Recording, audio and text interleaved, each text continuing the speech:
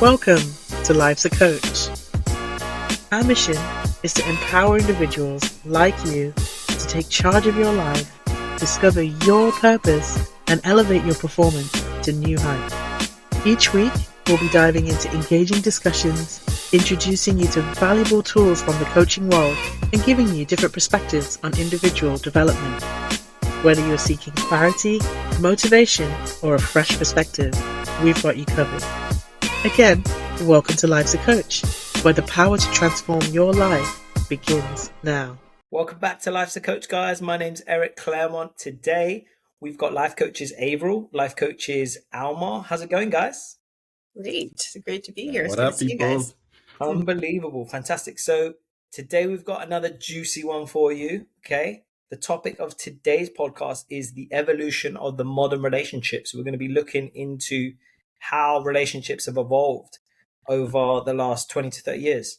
So I'll start, guys, by you guys telling me your thoughts on if you had to define what modern relationships look like today, right? And I know that's a very nuanced kind of question. But if you had to define what modern relationships look like today, you know, how would you define them? What are relationships in today's world? What do they look like? Well, I think that's very diverse. There's so many different types of relationships. Hey, speaking of the evolution of relationships, there was a time back in the days where it was just like man, woman in a household. You wouldn't even see that in commercials when they talk about a family. That's what a family looks like. Man, woman, and a few kids. Nowadays, relationships, they can go all sorts of genders, all sorts of, gay relationships, lesbian relationships. The family model or the relationship looks different. And even now, within relationships, there's now polyamory, polyamory relationships, more open relationships. So that's just very diverse. If we're talking about the evolution, we go 20, 30, 40 years ago, what the word relationship would have meant to many people's minds is different from what it looks now. Absolutely. That could be a starting point. Absolutely. Completely agree. Alma, anything to add? No, that's true. It's kind of neat to hear Avril just break it down. I was like, oh, I must have been sleeping all these years and waking up and looking like, yeah, you're right. It has completely changed.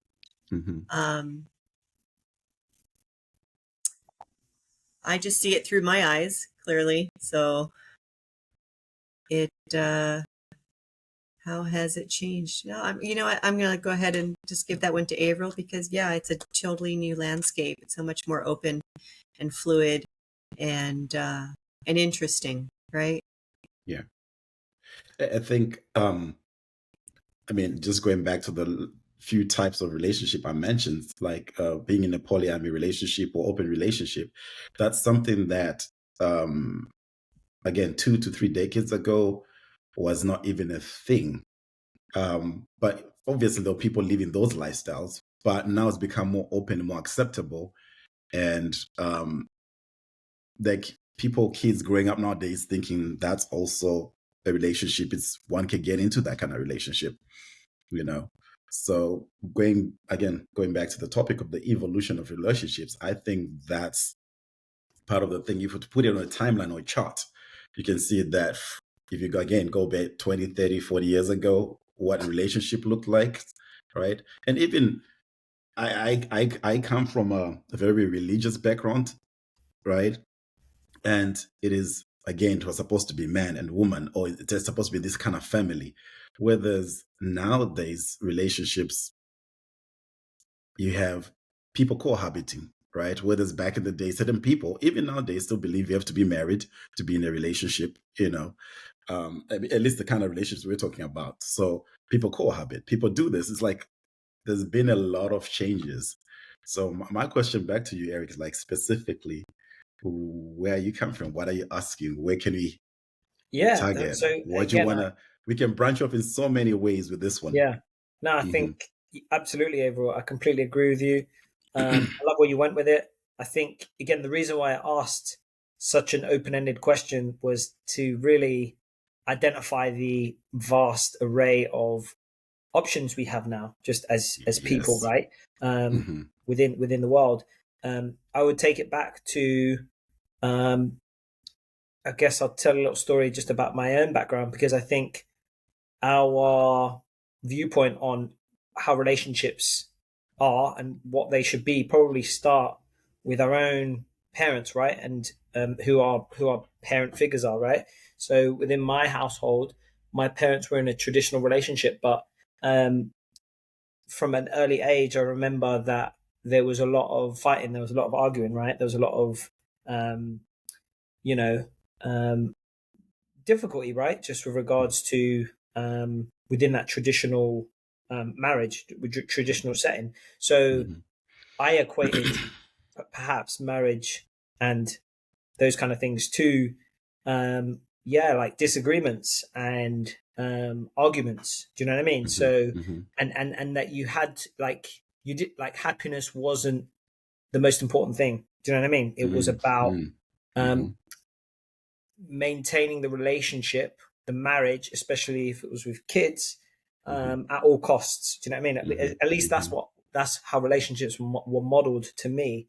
Yeah. Then, in my teens, my parents decided to get a divorce, and so that kind of really rocked my world to an extent, right? Because in that teen kind of world, you it's very egotistical, I think, and you think everything's about you a little bit. Do you know what I mean? You try to understand, but you again you take everything a little bit personally, right?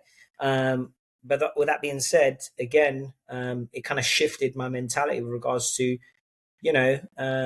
perhaps my parents kind of stayed together for like for the sake of me and my brother. Mhm. Was that really the right thing to do? Right. So within my marriage, as somebody who has just kind of gone through a divorce over the past 6 months, my son is 5 years old now, and that very much did play into my thought process, right, with regards to should I stay in a relationship when I'm no longer happy, right, or it's no longer what I would say real love. So Mhm. I guess to put it back to you, how have your, or as much as you're willing to share, how has your kind of upbringing and relationships with your parents affected your point of view on the modern relationship and how relationships should look like? Wry smile from Almar. Your face tells pictures, Almar. You know that. Oh man, I'm smiling because um I have never been married and haven't had very successful relationships. And my parents are the anomaly. So, they met Love at First Sight, Strangers in the Night, in Paris, a whole, movie, and then 50 plus 55 years of devoted love. My parents' relationship for my mother, her relationship with my father came before her role as a mother.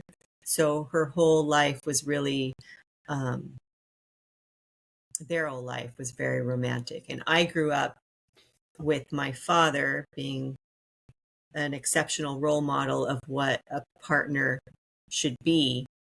And I have yet to find that. Interesting. So again, just to kind of highlight that, what you're saying is obviously, I think, again, your father really highlighted to you what the modern masculine should look like. So within a relationship, the values that a male should portray for you. Right, right. Yeah, We all know it's no secret, right? I mean, that our parents absolutely. roll No, and shape true. us. And so if that's what I have grown up, if that's what I know to be, then I'm waiting for that. So what I'm hearing is no one can live up to the standard your father set. So that's, yes, thank you for Gotcha. succinctly. Mm. Avril, thoughts? What's the question again? Sorry, I was really intrigued with on the No, what, just what was the yeah, just question? how again your own background, right? Within relationships and how relationships were seen, or how you grew up, how that affects your current view on how relationships, what relationships should look like in the modern world. Yeah, so I grew up in Zimbabwe, right? And again, I grew up in a very religious family. So the filters that I saw relationship was both culturally, like Zimbabwean culture and customs and traditions, and also religiously of what was expected within the bounds of this institution or religion, right? So I remember how it played out for me was that uh, I mean, okay, culturally, there are certain things that women are expected to be doing within a household that men don't do, and vice versa. These gender roles that are there, and I'm sure it goes through different cultures as well. Other people from different cultures have their own versions of that. But there was a certain way where, okay, the man does this, the woman does this in the relationship, right? Um, and so for me, how it played out is that when I then got married, the lady that I married was not Zimbabwean, right? I married a lady from the US and she's coming from a different culture, right?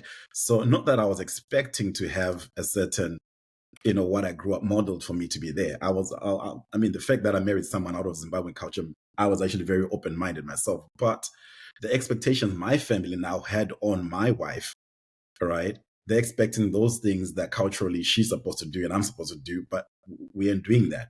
I was more into having a partnership rather than a marriage, and that's a whole different topic altogether. And also how it also played out is that with the religion I was part of when I grew up, it's like divorce is never an option, right? The relationship's never on the table, right? So with my upbringing, I was a guy who grew up like, no, we're gonna work it out, we're gonna figure it out, or we will die hating each other. But divorce is a sin before God. You know what I'm saying? That's the background I came from. And I remember a situation where because my ex-wife, she didn't come from that kind of background as herself. So every now and again, she would put the relationship on the table and threaten the relationship. Yeah, do this, I'm gonna leave. Da da da da da. Such that when I then came and say, hey, I think we need to separate. Right? We're both not happy here. It's not working. She was so shocked because I grew up gung ho. The relationship's never on the table, right? That's what was modeled for me. That's what I grew up with, right? But in my evolving, my growing up, I was like, no, we're not happy, and we're trying to implement this little thing, the structure that's not working for us, right? At least in my awakening, in my evolving, I got some no, some of these do's and don'ts that I grew up with, they're not working for me. I'm not finding my peace, my joy, my center in them.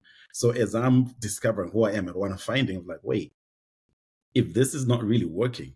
And the thing as well, it's not just a matter of like, I came to a place of like, if this is not working for me, I'm out. I'm going to try something different. But I also got to reflect back on the uncles, aunties, other relationships that I knew growing up in Zimbabwe, right? In that culture and that religion, of people who proper hated each other, but were just there either for the kids or they're just there for the religious reasons. And like, nah, that's not the life I'm trying to create for myself. So I say all this to say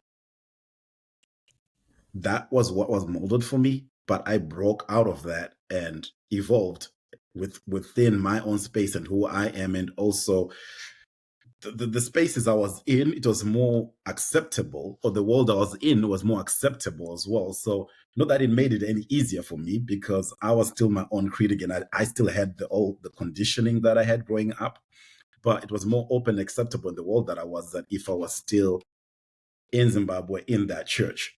Do you get what I'm saying? It would be harder for me. Avril, thank you for sharing that. What I got from what you were saying is that we all start from the same with the foundation of our upbringing, And then as this modern world evolves and we evolve in it, you're saying despite our training,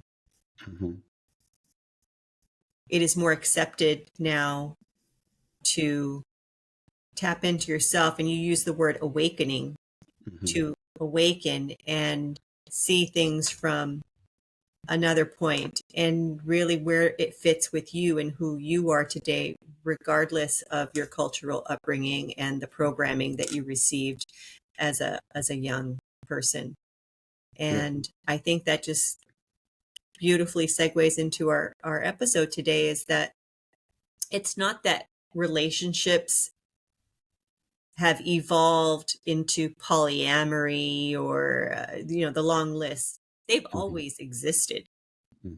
Just we didn't see them. They were not they were kept hidden.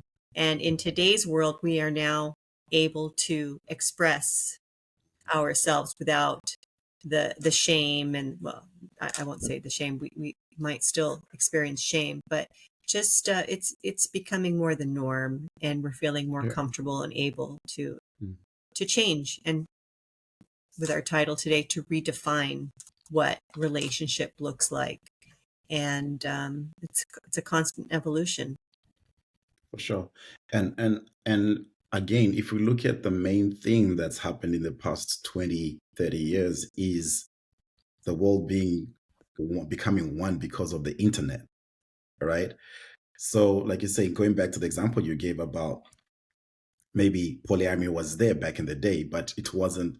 It's like people are now finding their tribe. People are now finding what resonates, right? I could be growing up in Zimbabwe and feel like again, at least my understanding of the country is it's still a homophobic country, But if I was gay and growing up in Zimbabwe, I would be a person who it would be a very challenging place for me.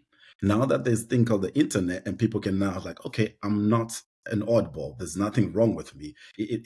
Now I can even connect and talk to other people and say, no, there's some other people there who are like me.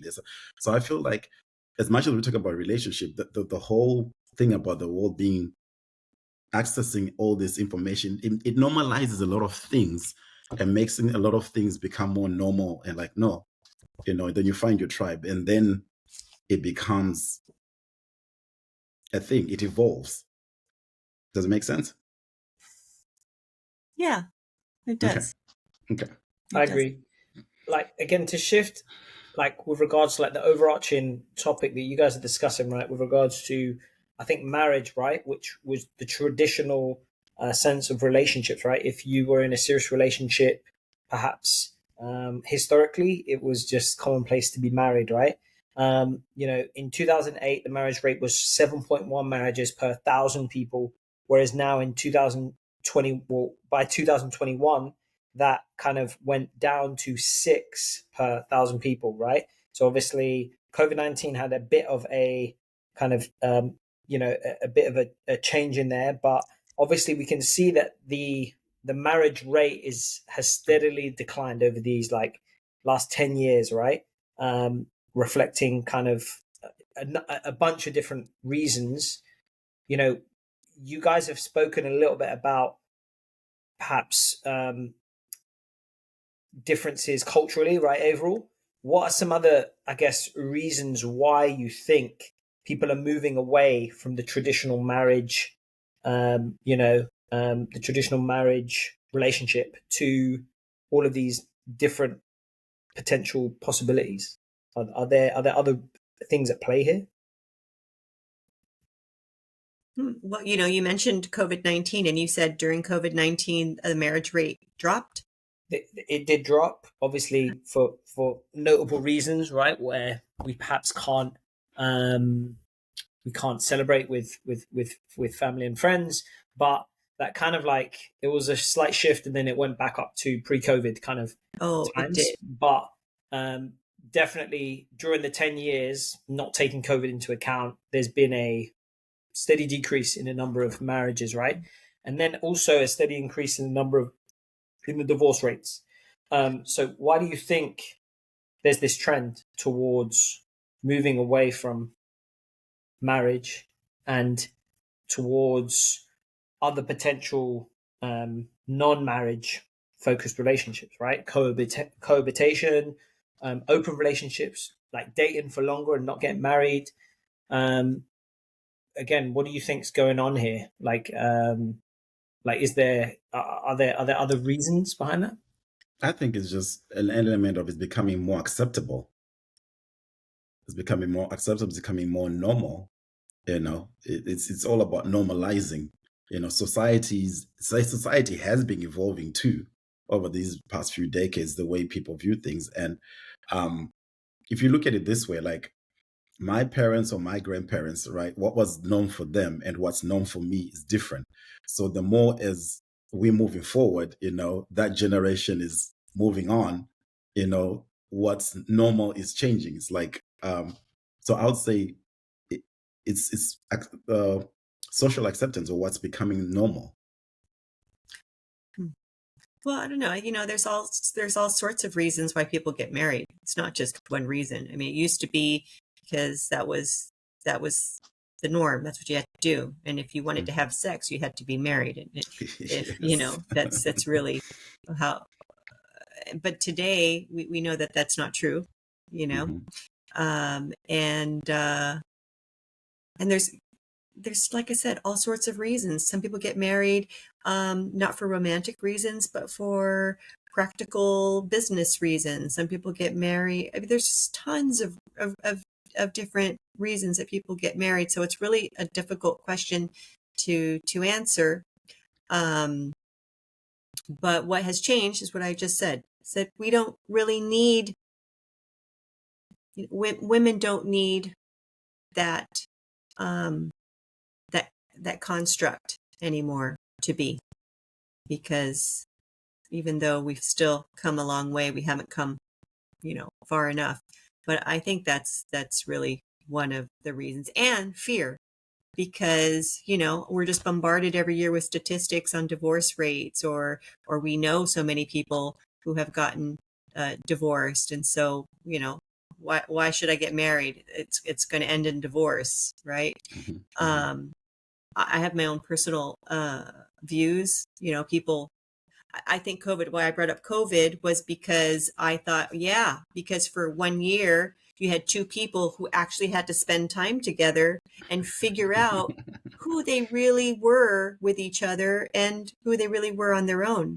And that, I think, either solidified relationships or broke a lot up. And I think a lot of people get married today without prematurely. Fools rush in. It is what I tend to.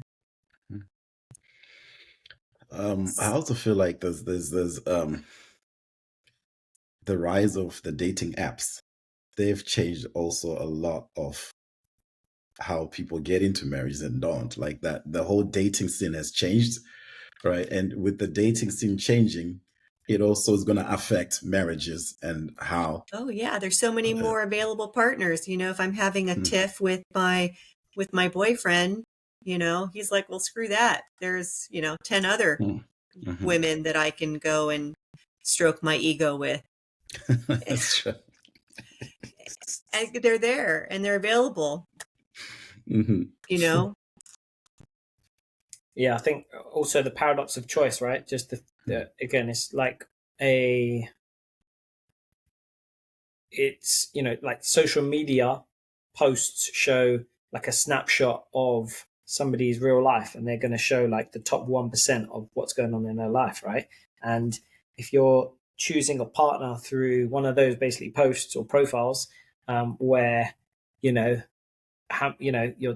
discussing basically the top things with regards to the language that you know, like your best photos and stuff like that, obviously that's not what a relationship is, right? It's the good, the bad, and the ugly. So perhaps it's not an accurate portrayal of perhaps what relationship with that person would look like.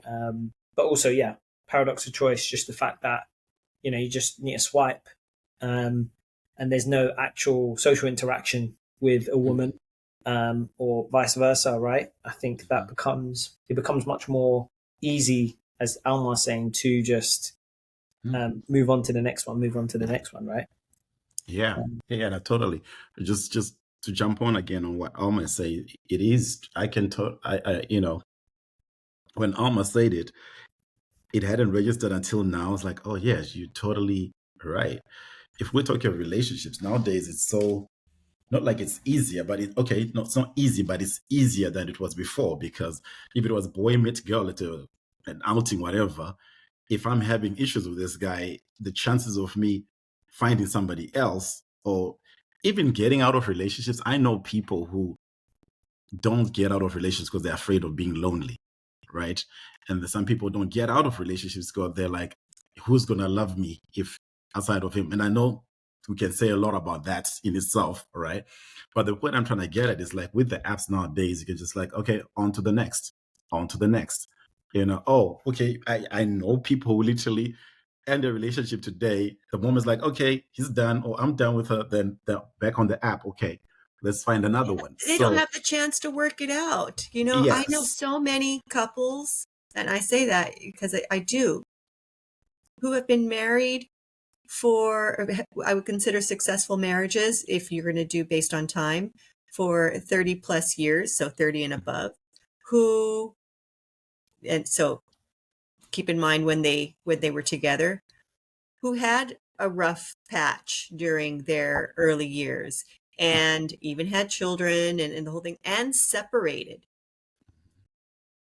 But because of maybe of cultural upbringing or for whatever reason, everyone has a reason, were forced to work it out, to like stick through this really tough time and work through it. Like really, it's like the scene in Rocky when he's like going for it for it's a marathon. You're just working out. You're working on this because you have a goal to save this marriage.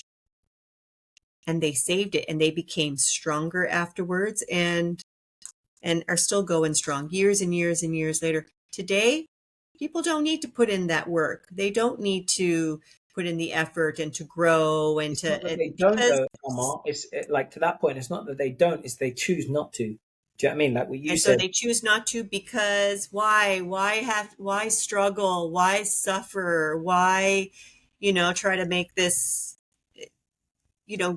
make this work, to work harder together and make this. Why? There's just cut your losses and head back out on the dating scene. Of course, I'm not talking about, terrible situations, but a lot of times in our parents' generation, they got married very, very young. You don't even know who you are. But there was a religion, right? A shared culture, shared views on what marriage is. So you work towards that. I think today we're so diverse and we have so many, differing interests, and we come from all over the world. Even cultures, even like Avril said, the culture, I'm sure, had a lot to do with the success of a relationship. Yeah. All of that we don't take into consideration. We really do rush in these days to relationships because we know we can rush out just as easy. And anyway, that's my 10 cents. I guess what's like the next question would be then, within the modern landscape of dating apps and options with regards to the type of relationships you want, and anytime someone pisses you off or disagrees with one of your key values or one of your boundaries, right, you're just going to jump ship, right? Again, playing devil's advocate, obviously. But with all of that being said, how does a modern relationship last in 2024? How do you make it last? Well, I'm disqualified from answering this question. So we all are. Because it's to be continued.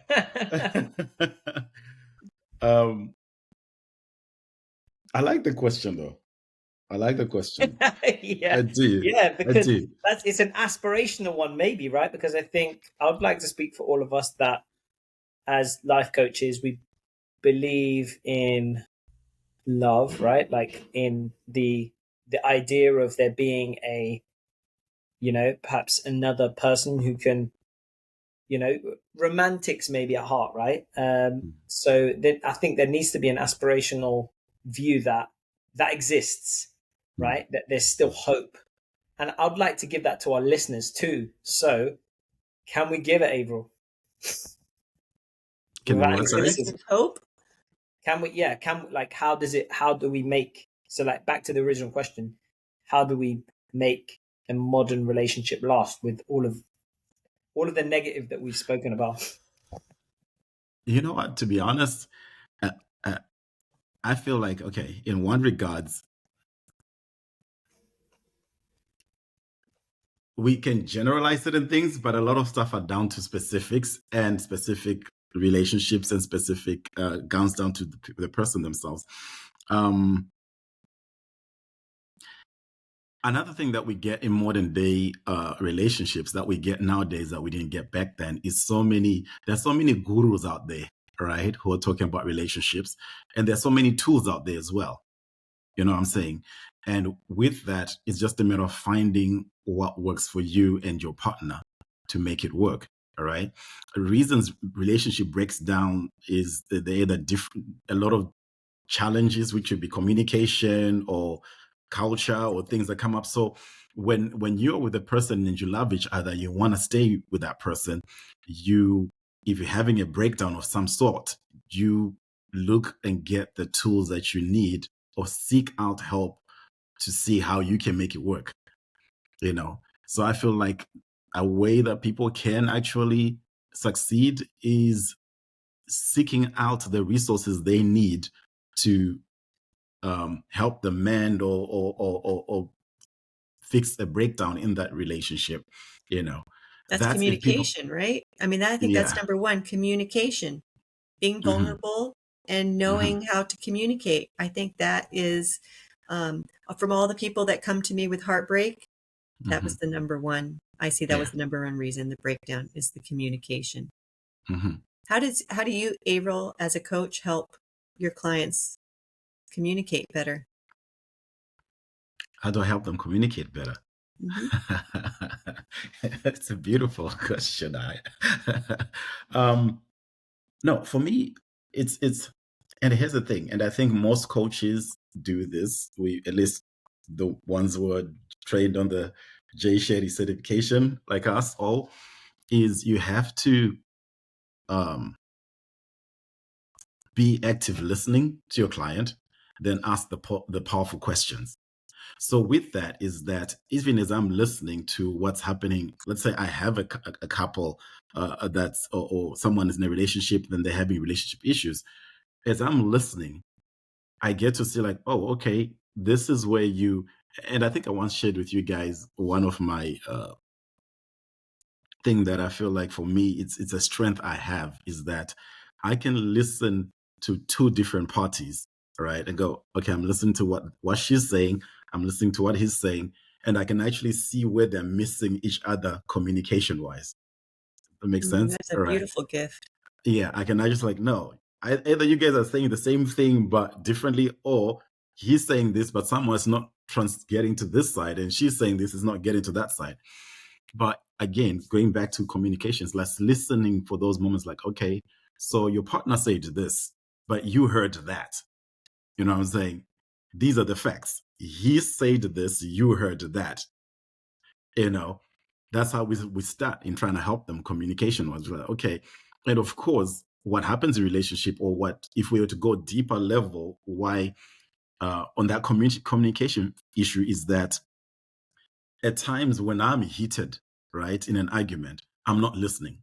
As long as I get defensive, I'm not listening. I'm just want to get my point across and I'm defensive, rare. So that's already a communication breakdown, right? But even let's say we're in counseling session or we're in a therapy session or a coaching session, is that, again, going back to the example I gave, this person said this and this person heard this, right? There's me and the other client. We both heard what he said. She heard this. So we go, okay, hey, you're either projecting or you're not listening or, like, that's how I'll help them with that. So because like, I'm not Yeah. How Also, marrying like a on? great exercise would be, what is it? Seek to understand. Mhm, So no matter what, even if you're dying to jump out of your skin, because we all jump out of ourselves, right? When we start getting heated and mhm, feeling mhm, attacked, mhm, mhm, um, is just to hold on and just ask question after question. mhm, Just try really hard to mhm. understand where the other and keep your mouth shut. Yeah, Just yeah. tell me more and Have you try guys? to Yeah, understand. that like what Avril was talking about there really reminds me of the non NVC, non-violent communication. Have you heard of that? Like the method of obviously I have just, not. yeah, it's used in relationships, but also like um I feel communication with people at work and stuff like that. So just um through organizational leadership too. So like it's again, and the method really centers on um like observing things and like it's, I can't remember the exact breakdown, but basically understanding that first of all you need to like observe without any judgment, so like just objective facts, right? So if you disagree with something, like it's no good saying, how you feel about something, like, you're always late, or you always shout at me and things like that, right? It's like sticking to actual facts, right? You were 20 minutes late for our therapy appointment, for example, right? And then after you've identified the observable fact, then you go into like how this made you feel. And again, this needs to be very specific about how it specifically made you feel, right? Like I feel very frustrated, or I feel very triggered, right? Or just something specific with regards to how that kind of made you feel. And then you connect it to a need, right? Because I think it all comes back to some kind of fear or loss that we have had, that's probably connected to an inner wound, right? That reminds us perhaps of relationships with our parents and things like that. So I Mhm. feel as if you're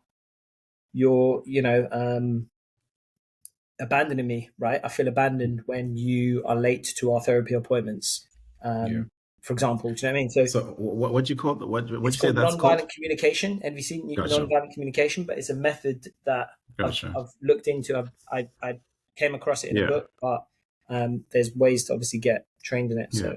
So So to what I'm getting from that, Eric, is that it's also another tool that people can use absolutely. again to help them not, if they want to be in that relationship, make it work. There are now so many tools out there that people can use, and Alma came around with another question, says, how do I do it in my, so again, these are all tools that we have either in coaching or in therapy. So there are tools out there that can help people, in their relationships when their relationships are breaking down, you know. And it all comes back down to like, okay, are we committed to this or not? And if so, to what extent? Because sometimes you can, here's one thing and you can tell me I'm wrong, or you can have your own opinion that's different. All right. Is that sometimes a relationship can get to a place where you just can't resolve certain issues, and it's best to go separate ways. You know what I'm saying? It's not lack of commitment, it's not lack of devotion. It's just like, hey, we just been also evolving differently, or what we're trying to do is just not gonna work, you know. Um, but outside of that, I guess what we're just saying as well here is just that many tools that we can use. Going back to your last question you asked, Eric, there are many tools that are there in this modern day that can help relationship stay strong, be strong, and go break through, challenges and breakdowns. Can you repeat that again, Aves? The actual question? The question you asked like, I think you're asking, the last question you asked was like, how can people in this modern day, uh, be successful in relationships? I forgot how you actually worded it, Yeah. but yeah. And I was talking about their tools people can use. That's when I said there are many gurus out there, there are relationship gurus and all this kind of stuff, but there are more tools out there to use to find what works for you in your specific relationship. Then Alma brought it back to coaching. She asked me personally what I'll do. I threw in a few things that I'll do, but also things like coaching, therapy, and all these are all places you can go to try and help, your relationship is going through a breakdown. Yeah. Absolutely. No, for sure. Mm-hmm. I would also just, again, and it's been an overarching one with regards to, the paradox of choice and really commitment, right? Because I think commitment is something that is sometimes glossed over. And when you, that's what marriage is, right? When you commit to something, you're committing to Mm-hmm. that other person, and it's not based on a feeling.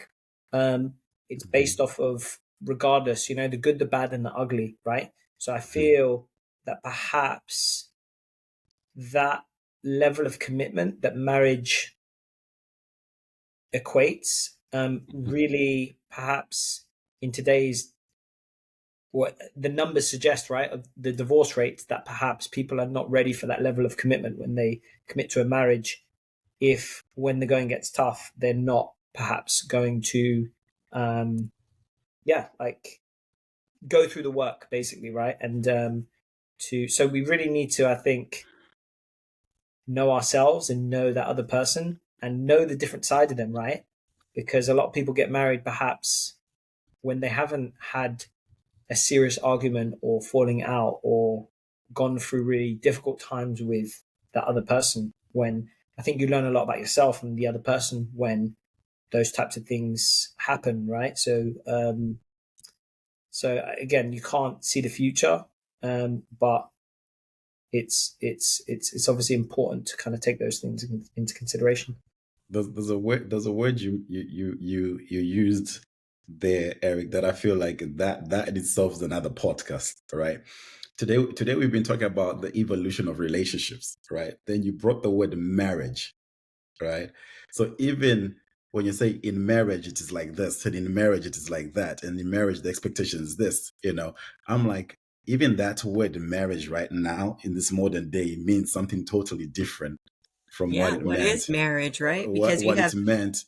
What I'm saying? Because in a typical, I won't say typical, but it, I would like to think that 40, 50 years ago, there's also expectations and do's and don'ts and shoulds and nots. And even the teachers of the day and the gurus of the day would say, a healthy marriage, a great marriage, these are the do's and don'ts in a good marriage, right?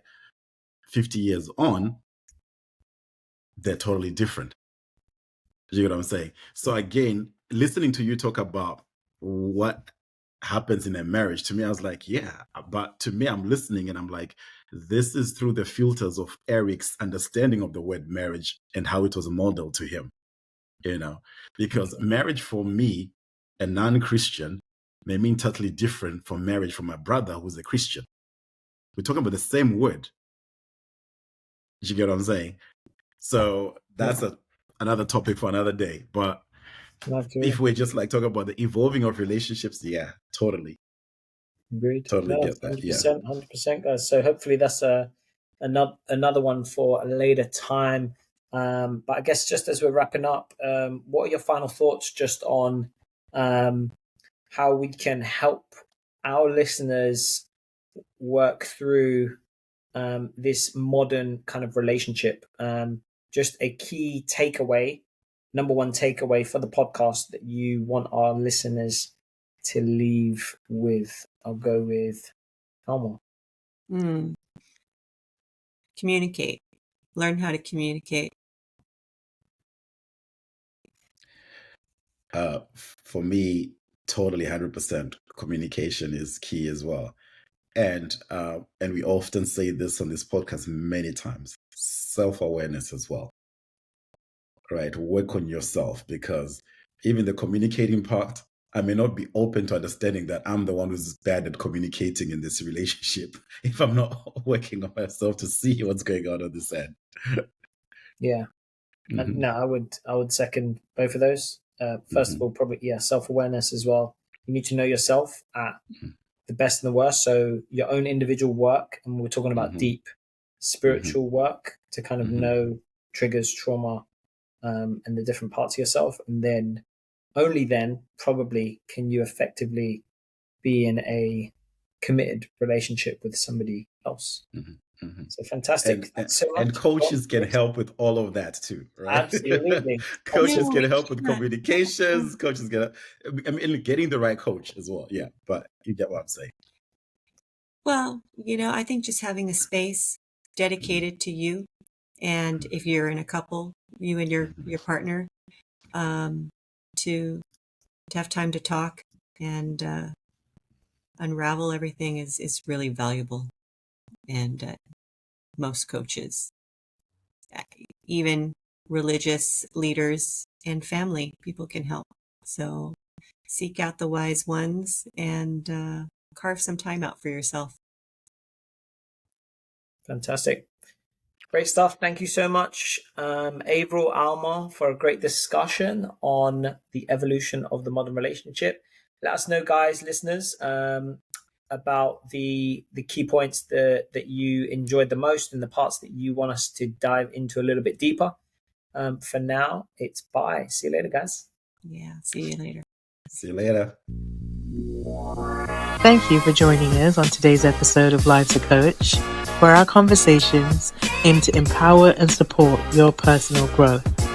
Until next time, remember that personal development is ongoing, so keep exploring, keep learning, and keep living a life that aligns with your true purpose. Take care, and we'll see you on the next episode of Life's a Coach.